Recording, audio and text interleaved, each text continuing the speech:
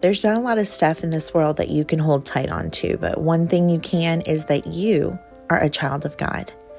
I'm Ingrid Carlsen. This is Cara Tootie, and welcome to day 3 of our December daily sprinkle of tidings, where we are going to create this page together. I'm going to do things a little different today. I'm going to talk about the decorating first, and then we will do the study at the end. So if that's something you're interested in, then keep watching. And of course, if you haven't subscribed, I would love for you to do that now. And then also, and all of your thumbs up really help. It pushes the video to other people that might not be able to see it. So let's get started. I went ahead and grabbed some colors. I was thinking about doing some kind of swatch or something where I picked colors that were similar to my kit. So even if you're not using this kit, you can do the same thing and pick colors that coordinate.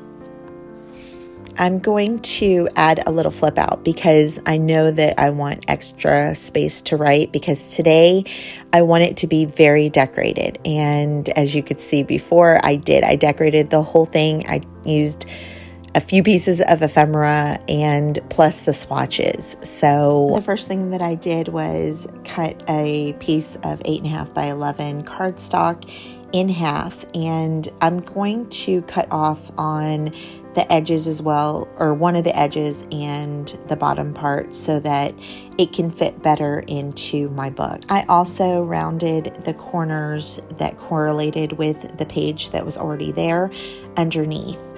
And I think that just gives it more cohesion. And of course, I already told you, rounded edges are super cute to me. When you are doing your color swatches, you can go about it any way you want. You can do them in rainbow order. You can do them haphazard like I did here, or you can do them lightest to darkest. Anything goes, and it's just whatever your aesthetic is. I'm going to cut out some of my ephemera, and it's, like I said before, going to be ephemera heavy today.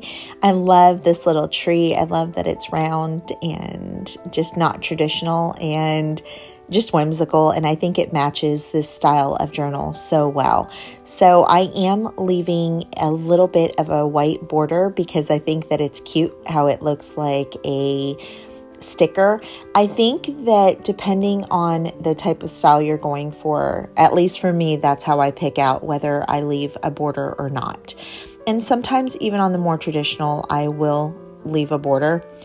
Because there's so much white space in my page, I wanted to use up this yummy script paper to kind of be my backdrop. And just immediately when I put it on the page, you can see that it pulls those colors together. They don't look like they're just floating there. It's like kind of grounded them, which is great.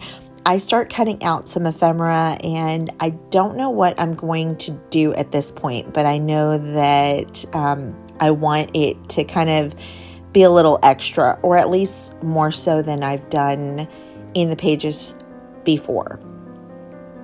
I'm going to take some gold staples, and I'm going to staple down the main pieces and then distress my edges. I should have done this before, but I didn't really see it until I could see it as it was built, and then I thought it needed a little bit of distress.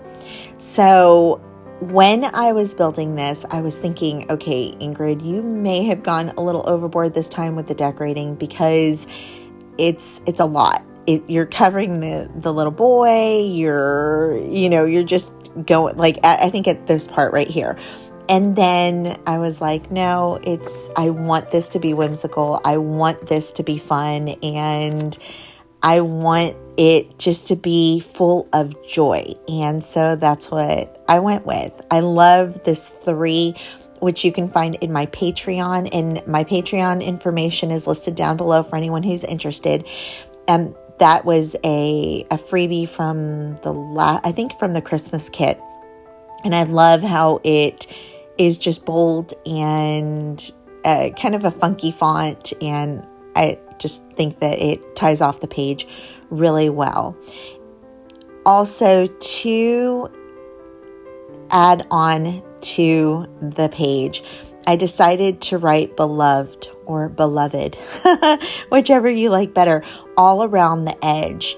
Instead of, it's kind of mimicking if I were to sew on the page, but I love that little reminder. And when I was writing it over and over and over, it was cementing that in my head. So I definitely encourage you to add something like that to your page. And the reason I chose the word beloved to use as the label as well as to write along the edge of my page is because that is what that means to me. It is unconditional, full love.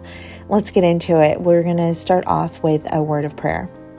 Dear Heavenly Father, I thank you so very much for everything that I can see out my window, from the sky, the grass, the trees, the buildings, the people. I just thank you for everything. I know that your hand is in everything around me, that I have everything around me because of you, and that I don't have to worry about the next thing because you've already provided it for me. I thank you so much for this community and for the love and just fellowship that I have encountered.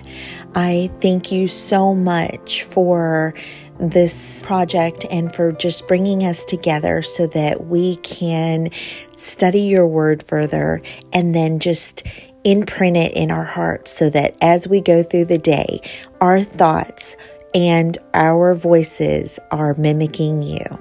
I ask for your will to be done today, Lord, and I pray that over everyone that is listening today, that you know what their needs are, that you show up in their lives and that they can feel your presence.